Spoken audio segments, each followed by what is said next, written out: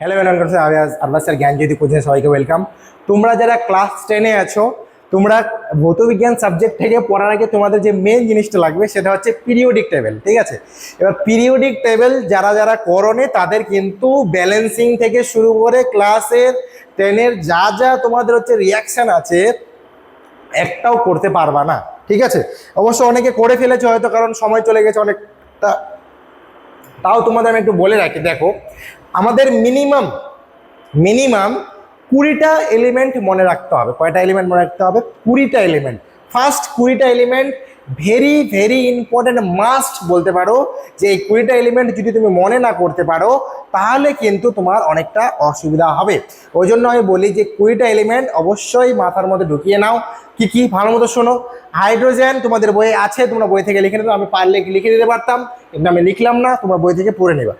তোমাদের মনে রাখতে হবে hydrogen, helium, lithium, beryllium, boron, carbon, nitrogen, oxygen, fluorine, neon, sodium, magnesium, aluminium, silicon, phosphorus, sulphur, chlorine, argon, potassium, calcium. কয়টা বললাম? 20টা। এই 20টা মৌল তোমাকে লাইন ওয়াইজ মনে রাখতে হবে। কি করতে হবে?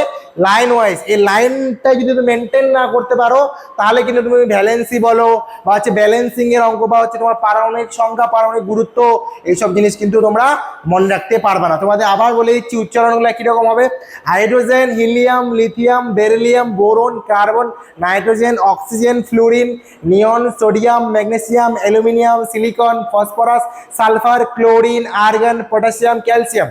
এই 20টা মৌল মাস্ট।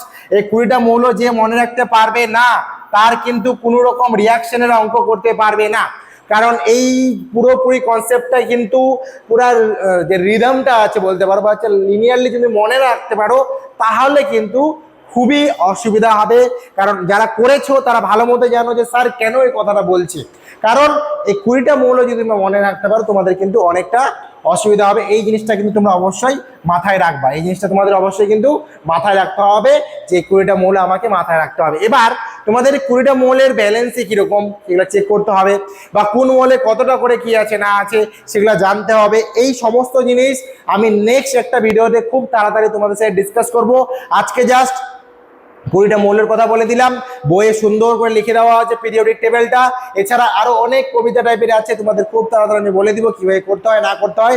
সেক্ষেত্রে তোমাদের একটা সুবিধা হবে আশা করি। তাও যদি কারো কোনো কোয়েরি প্রবলেম থেকে থাকে অবশ্যই কিন্তু তোমরা আমাদের কমেন্ট সেকশনে জানাতে পারো কোন টপিকে ডিসকাস করতে হবে, আমি কিন্তু অবশ্যই করে দেবো। ঠিক আছে, তো আজকে ভিডিও এখানে থাকবে। সবাই ভালো থেকো, সুস্থ থেকো। Thank you.